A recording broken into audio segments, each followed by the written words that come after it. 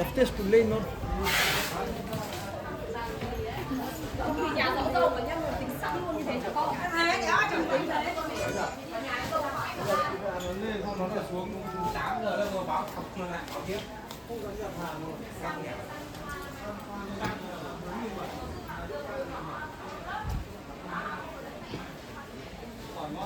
Ok. Mình sớm khai làm một tuần.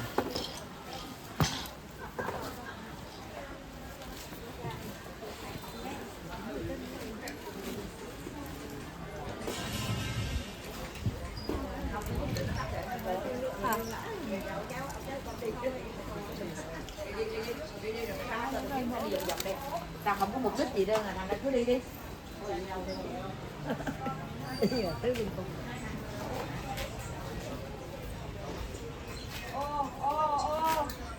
Thế không lo sợ à? Ở nhà mà đánh nhau à? Ăn gì chưa?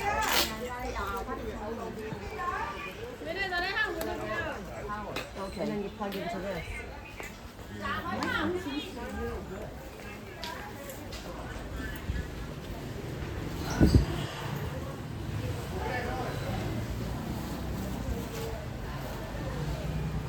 Đây có một cái này.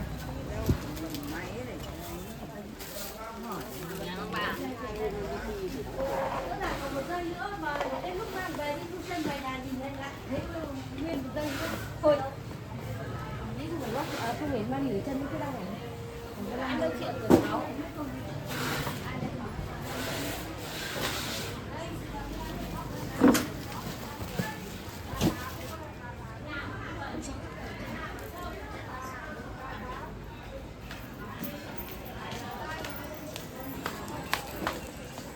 Đi cho chị cứ hai hai mặt.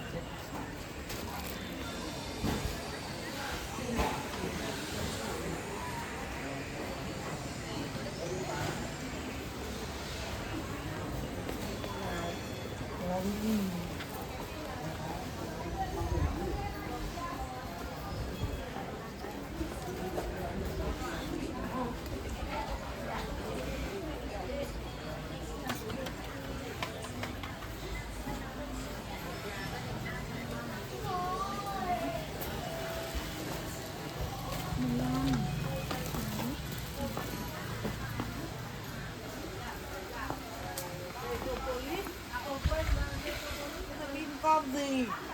Quên này.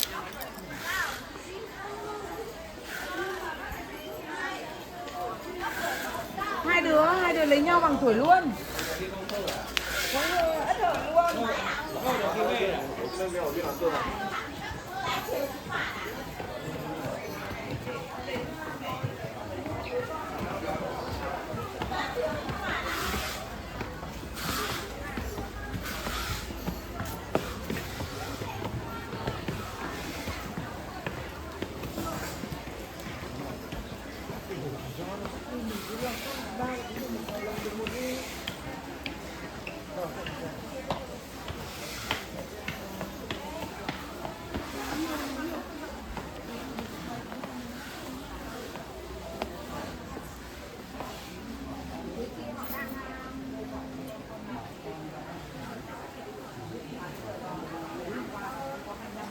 Sáng hôm nay em đang mua 28 rồi. Để báo luôn cho con 7 giờ em đi mua xăng bảo. Con ơi con xem mua xe mua xăng để với cái nào này. 3 giờ đi mua 28. Đây là 2 mảnh 39. Ok. Con ra để tính 2 túi.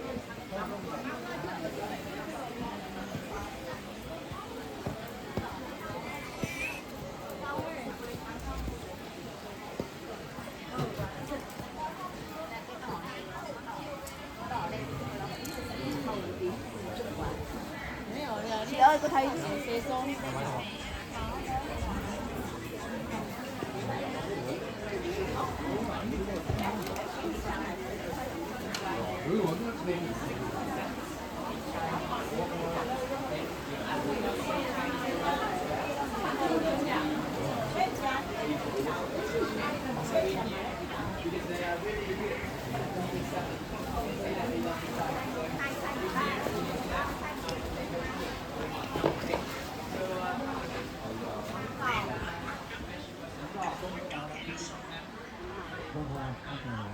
Khổ quá.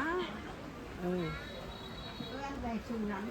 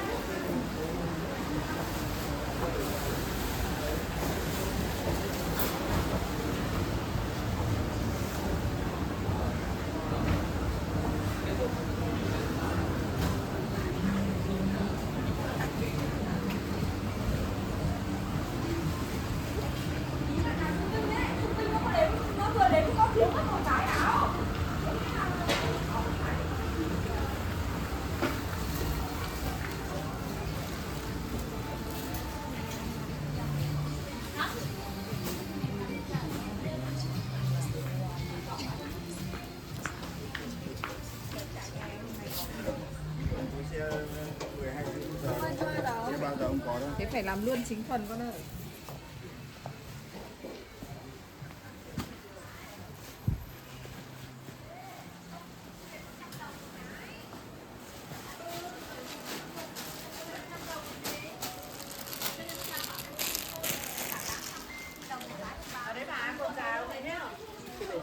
Con này này, của mình đang thiếu mất màu ấy.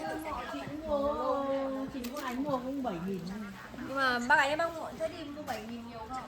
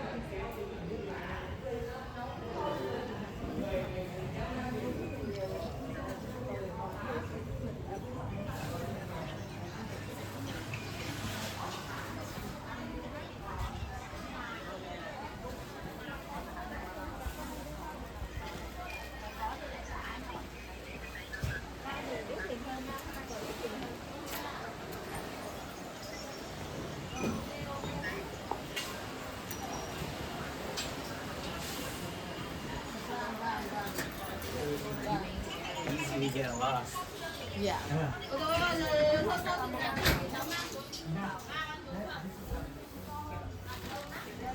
Này là vừa đấy. Cái gì ạ? Cái này vừa chị ạ. Áo thật.